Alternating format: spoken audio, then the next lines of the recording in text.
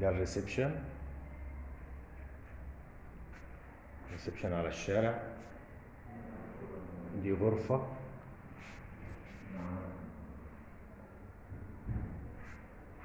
ده منظر جمالي. دي غرفة المفروض ان هي كانت على الشارع بس اتفتحت على الريسبشن.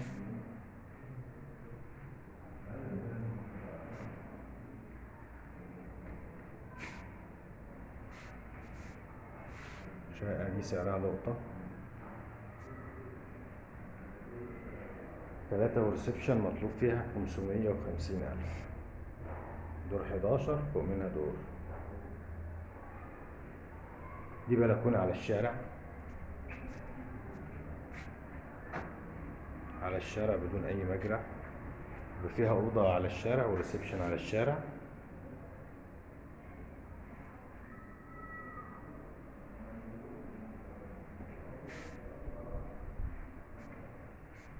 ريسبشن ياخد قطعتين مستريح جدا. وفيها 2 حمام. دي طرقة. ده حمام الضيوف.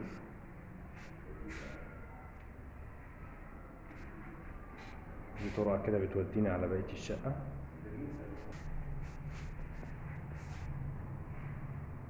دي طرقة.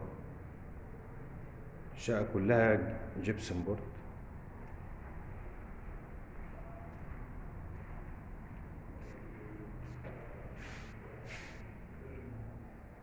أوضة على منور. أوضة مستريحة جدا مساحتها واسعة.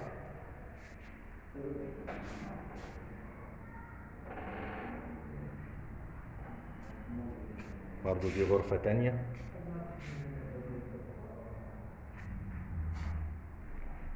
شقة تشطيبها جميل جدا واللي ياخدها مش هيعمل أي حاجة. فيها عداد كهرباء فوق. طبعا هي دور 11 فوق منها دور 12. أسانسير شغال مرافق كاملة. احنا شفنا كده غرفتين وغرفة بره 3 غرف.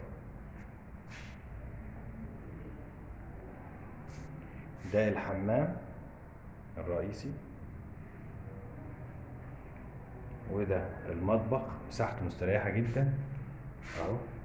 الشباك ده مفيش في اي حاجة في ظهره. الشباك اللي قدام حضراتكم ده اهو مفتوح. فيو مفتوح يعني ده محتاجش شفاط.